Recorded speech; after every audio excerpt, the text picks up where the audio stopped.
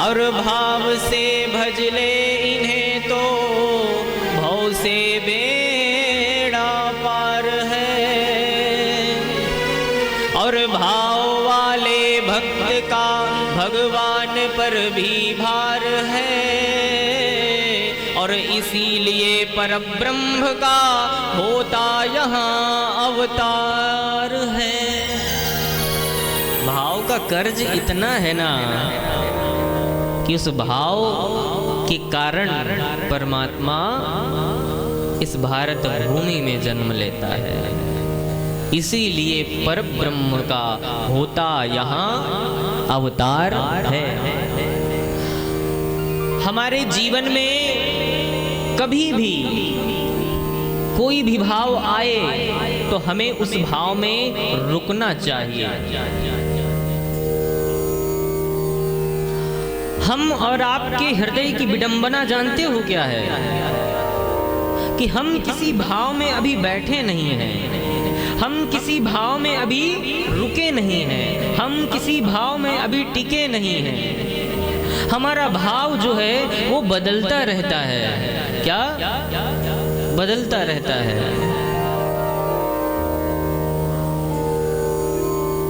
बस यहीं पर हम चूक करते हैं कि हमारे हृदय का जो भाव है वो रुक जाए,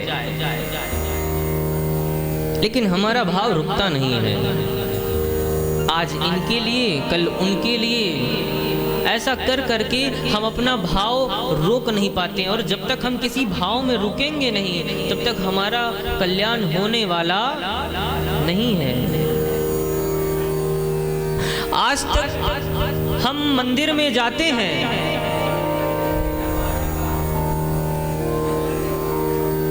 श्री राम,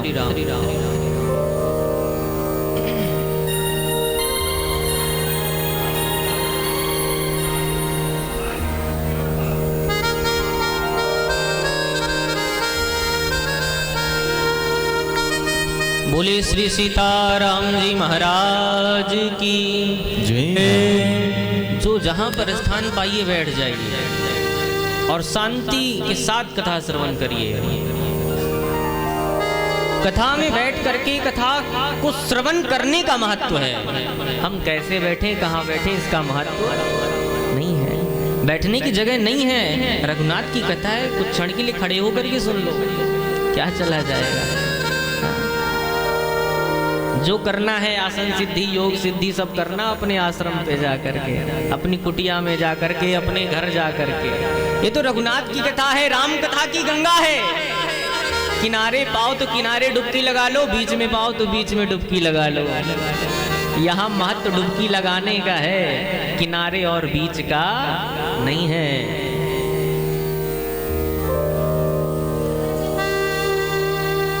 हम सभी मंदिरों में जाते हैं, लेकिन मंदिर में जा करके हम कभी राम से कोई रिश्ता जोड़ नहीं पाते। है कोई ऐसा जो कह दे कि मैं राम को अपना भाई मानता हूँ? है कोई ऐसा जो कह दे कि मैं राम को अपना पिता मानता हूँ? है कोई ऐसा जो कह दे कि मैं राम को अपना सखा मानता हूँ? कोई रिश्ता जोड़ा? किसी भाव को हमने रघुनाथ के चरणों से जोड़ा? नहीं जोड़ा। हम मंदिर तो जाते हैं, लेकिन हमारा रिश्ता नहीं जुड़ा है। क्या अभी कोई भाव है ही नहीं बीच में। और जब तक भाव आएगा नहीं, तब तक परमात्मा कुछ नहीं कर पाएगा। महाराज मनु और मैया शतरूपा घोर तपस्या की उन्होंने, लेकिन तपस्या से परमात्मा प्रसन्न तो हो गए, लेकिन उनके समक्ष प्रकट नहीं हो पाए। क्यों? क्योंकि उन्होंने अपने मन में अभी किसी भाव को धारण ही नहीं किया है, अपने मन में किसी स्वरूप को सजाया ही नहीं है।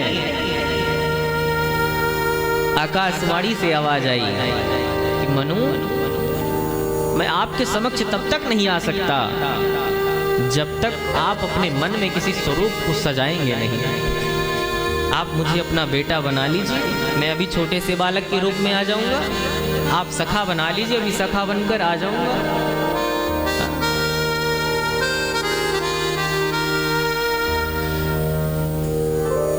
हमने मंदिरों को ऐसे भाव से देखना प्रारंभ कर दिया है, उसको हमने ऐसा स्थान समझ लिया है कि जहां पर जाना है और दिल में जो है सब उड़ेल कर वापस आ जाना है। ऐसा नहीं करना है। रघुनाथ से आपका भाव रुकना चाहिए। जब तक कि आपका भाव रुकेगा नहीं, जब तक कि आप किसी भाव में टिकेंगे नहीं, तब तक आपको कुछ भी मिलने वाला